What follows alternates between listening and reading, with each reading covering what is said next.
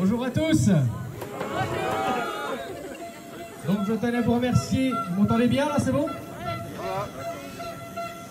Un peu plus près. Ouais, c'est mieux là, non? C'est mieux?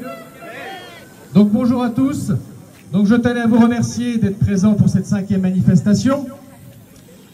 Donc cette 5e manifestation, nous sommes encore plus de 200, d'après la journaliste qui m'a dit, qui a compté.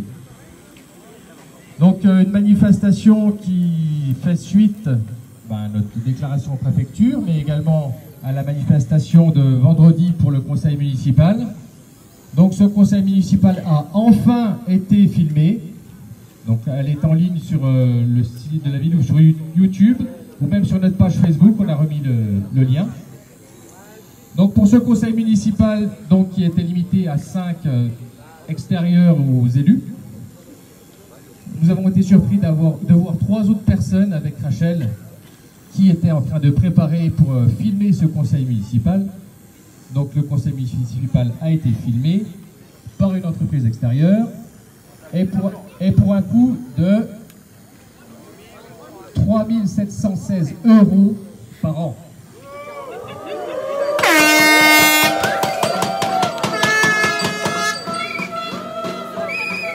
On a eu du mal à avoir ce montant.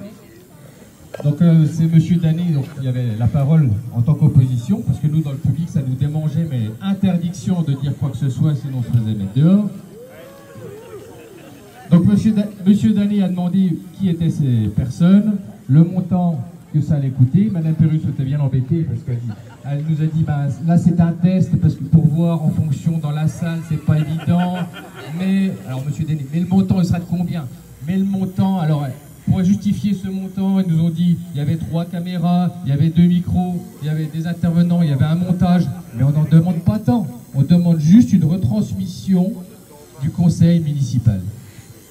Donc, un iPhone, un employé de la ville, un investissement, on va dire, un micro connecté au téléphone, et puis c'est bon, c'est suffisant. On n'a pas besoin d'avoir une entreprise extérieure pour 3 700 €. Et puis le son, donc il y a de l'écho dans la salle, c'est vrai que c'est pas évident, mais comme ils ont mis plusieurs micros, forcément, ça fait de l'écho. Donc ce conseil municipal s'est déroulé dans une ambiance tendue, j'ai trouvé. Eh ben rapproche-toi si t'entends pas. Donc le conseil municipal, donc le taux, ils ont refait une présentation du budget, enfin pas du budget, de la proposition d'augmentation de la valeur de la taxe foncière. Donc ils nous ont baissé de 5 points par rapport à la première proposition. Ou si je la fais à la commerciale, ils ont baissé de 25% la première augmentation. C'est la même chose. Donc on se retrouve à Contrexéville avec un taux de 25,34%. Donc 25,34, ça revient à une augmentation de 150%. Voilà ce qu'il faut retenir. Donc je ne sais pas si vous avez vos petits calculs en tête. Bon, pour moi, ça me fait plus 400 € sur ma taxe foncière. Et j'étais à 520 et des bricoles la première fois.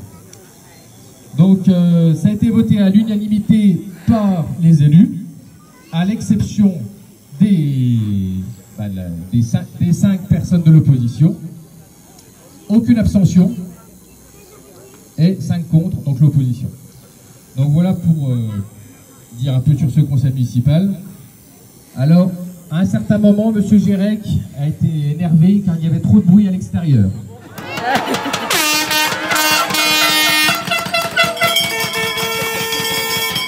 Il a fait intervenir les agents de ville pour dire de faire moins de bruit. Donc, ce qui est assez ironique. Je ne sais pas d'où venaient les trompettes. Hein. Bon, on s'était mis d'accord pour faire un petit code, nous, à l'intérieur. Hein. Mais bon. Donc, voilà ce qu'il faut retenir. Donc, il faut se dire qu'on s'est mobilisé 5 fois, enfin 4 fois avant aujourd'hui. Monsieur Gérec nous a dit qu'il avait entendu les Contrexévillois. Donc, vous n'avez pas fait assez de bruit, je suis désolé, vous n'avez pas assez entendu. Et après cela, donc, la question c'est, que faisons-nous Alors pour faire un petit bilan, on va dire un bilan positif, on a réussi à baisser cette taxe foncière de 5 points. Là où, si on regarde encore les vidéos sur TF1 ou M6, où il disait « Je ne reviendrai pas sur ce taux hein, », il était ferme, droit dans ses bottes. Comme d'habitude. Oui. Donc on a réussi à le faire flancher de 5 points. Après, il faut dire la vérité, c'est que Contrexéville avait un taux très bas, avec 10,34. J'ai mis un petit post hier soir ou cette nuit, j'ai regardé, si vous voulez, le taux national moyen. Le taux national moyen est de 21,4% sur la taxe foncière bâtie en France. Et là, on est 3,5%, enfin 3,5 points au-dessus de ce taux national. Donc, la question c'est, que faisons-nous? Comme j'ai mis également sur le post hier soir, ces 3,5 points justifient-ils une attaque au tribunal administratif? Est-ce qu'on serait entendu? Sachant que, bon, on a fait des démarches, hein, c'est pas parce qu'on communique pas tout sur Facebook que derrière on n'avance pas. De l'autre côté, donc on avait sollicité donc, le préfet, on a mis la réponse en ligne, je crois. Enfin, tous les documents, même s'ils ne sont pas en ligne, on pourra les communiquer. Donc le préfet nous a dit que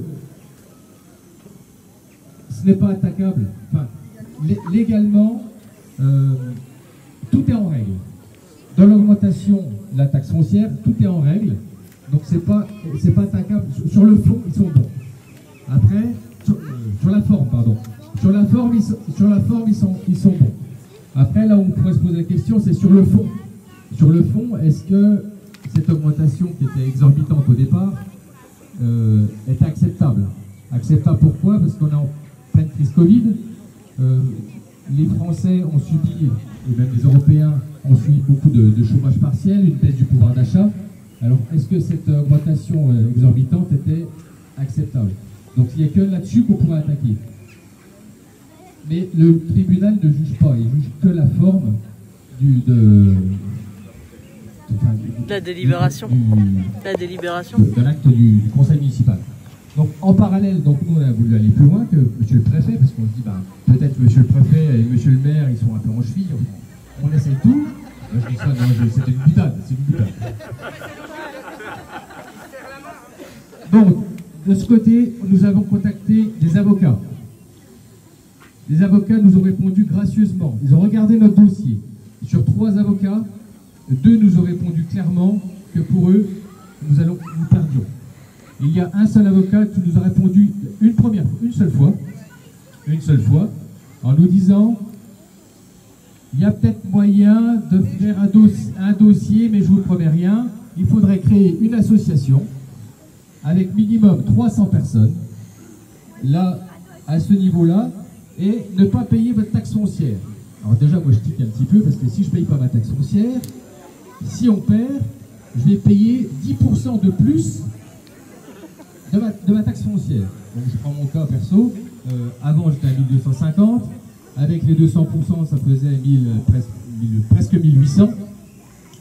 Si je dois payer encore 180 € de plus, là je vais retrouver à 2000 €. Quoi.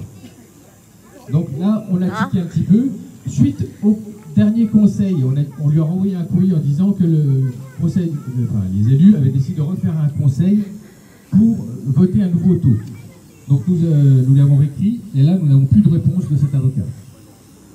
Donc, pour notre part, quand je dis notre part, donc on va dire les gilets roses, hein, vous pouvez nous voir, les gilets roses. Ouais. En ce moment, les gilets, moi c'est mon nom de famille, gilet. Hein. Alors, les gilets roses, pour nous n'irons pas plus loin, point de vue tribunal administratif. Je sais qu'il y en a beaucoup qui sont déçus de ne pas aller plus loin. Après, bon, j'ai demandé confirmation ce matin à l'opposition, à M. Danet, qui est en face de moi. Donc lui, il a fait un recours au tribunal administratif de son côté, concernant le premier taux. Par contre, il n'y a aucune... il a lancé de son côté, on verra la réponse. Mais on ne peut qu'espérer que ce tribunal administratif nous entende.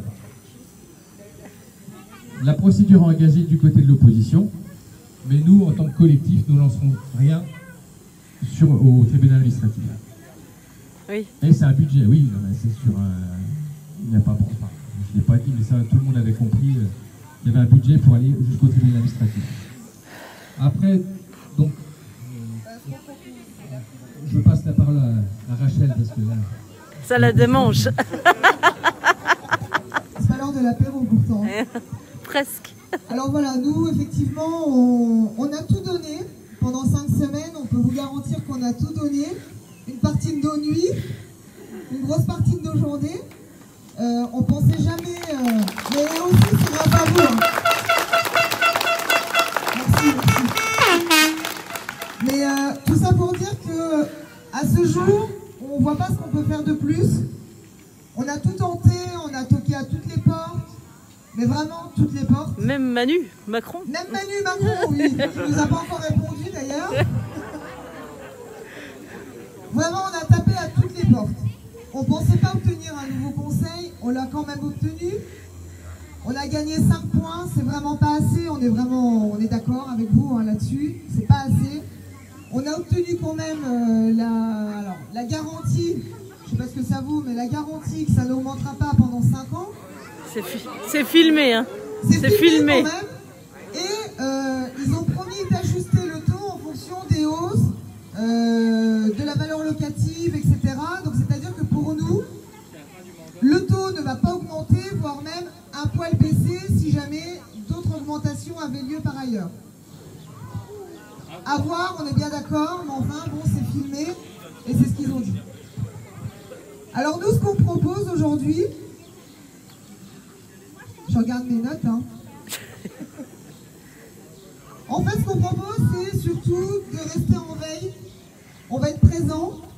On va rester en veille sur tous les conseils municipaux. On va veiller à ce que des décisions illusoires et qui seraient défavorables pour les habitants soient prises. On va rester en veille. Donc on aimerait monter une association où tout le monde pourra adhérer. Et en fait, moi, ce que je retiens personnellement, et je crois que c'est l'avis du groupe, c'est aussi la notion humaine qu'on a réussi à créer tous ensemble. Ça fait quand même 5 dimanches où on est entre 200 et 300 personnes. Je suis sûre que la plupart d'entre vous ne se parlaient pas avant. Oui ou non? Et donc nous, on a envie de garder cette dynamique-là. Donc d'une part, de rester en veille au niveau du conseil, ça c'est sûr, mais aussi de garder cette dimension humaine qu'on a su créer. Pour nous, c'est important. Pourquoi pas se regrouper de temps en temps autour d'animations, mais rester le collectif et monter l'association. Et au mois de mars l'année prochaine, pour qu'ils pensent à nous. Ça vous dit? On est soulagés, hein. Et surtout, à partir de décembre, parce que c'est là que la commune va commencer à travailler les nouveaux budgets, nous, on va assister au conseil. On va assister au conseil et veiller chaque année à ce que quand ils retravaillent le budget, aucune hausse de taux ne soit prévue. Après, je ne sais pas si d'autres personnes veulent continuer d'autres actions. Est-ce que quelqu'un veut prendre la parole à ce sujet? Est-ce que vous pensez qu'on aurait dû aller plus loin? Quel est votre avis?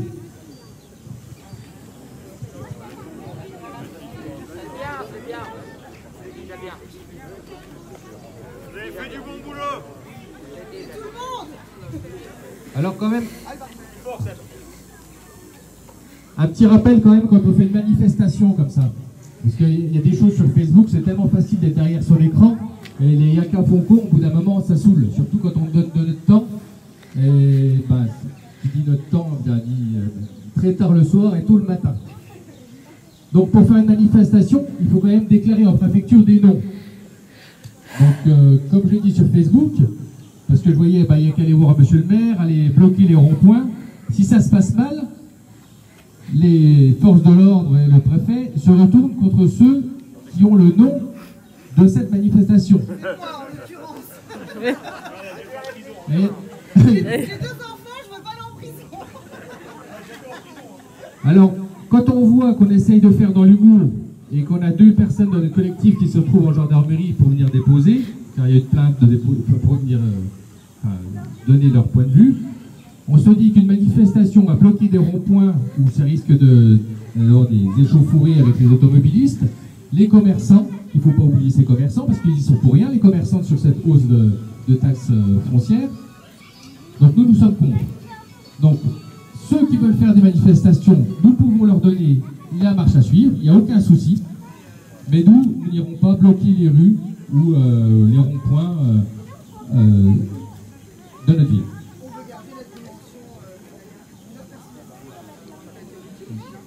Notre manifestation, donc depuis la 5e, on a toujours essayé d'être dans l'humour. On a vu que l'humour blessait plus des fois que les paroles. Et donc voilà pourquoi nous n'irons pas plus loin dans ces manifestations. Et on a gagné 5 points. Donc vous nous voyez donc 2 heures par semaine, mais je tenais quand même à vous dire que il y a quand même de la préparation derrière tout ça. Je tenais moi de mon côté à remercier les personnes qui s'occupaient de tout ce qui est tractage. Alors aussi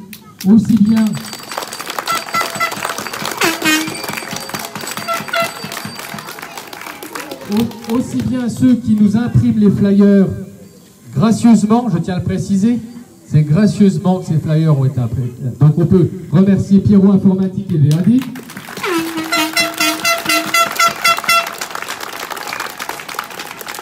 Moi, je tenais à remercier mon équipe de tracteurs. Alors, tracteurs pour distribuer les tracts, hein.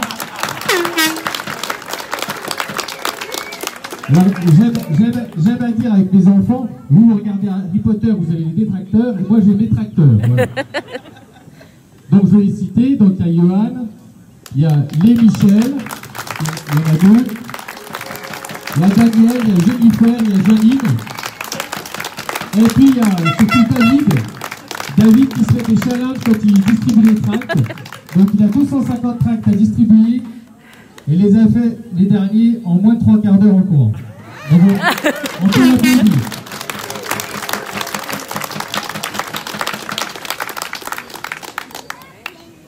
Donc voilà, pour nous franchement ça a été une belle aventure. Dans le groupe on ne se connaissait pas tous. On a réussi à créer une dynamique à Contrexéville.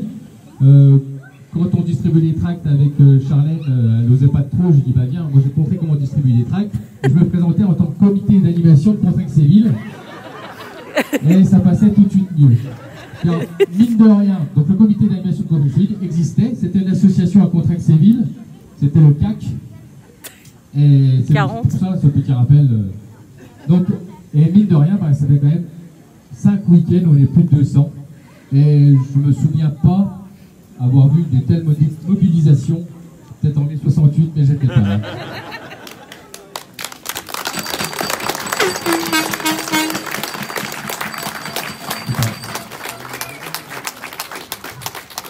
Donc nous, on tenait à vous remercier. Ah, puis il y a notre Joël aussi.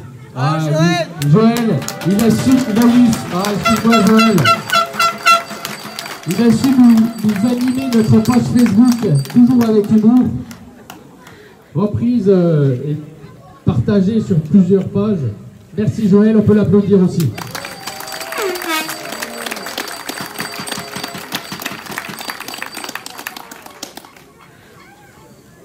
Moi, ce que j'aimerais dire, c'est qu'on n'a pas gagné autant qu'on voudrait, mais on a sûrement gagné autre chose. C'est de savoir faire des choses ensemble, dans l'humour, d'être inventif. Et même si on n'a pas tout gagné financièrement, on aura au moins gagné ça. Et je pense que c'est vachement important. Alors, ce qu'on aimerait, je ne sais pas si je parle assez fort, ce qu'on aimerait, c'est cet été, organiser un barbecue, tous ensemble. On vous dira où, un pique-nique, où chacun emmènerait sa salade, sa bouteille. Le but, c'est pas que ça coûte de l'argent. Chacun amène son truc et on mange tous ensemble.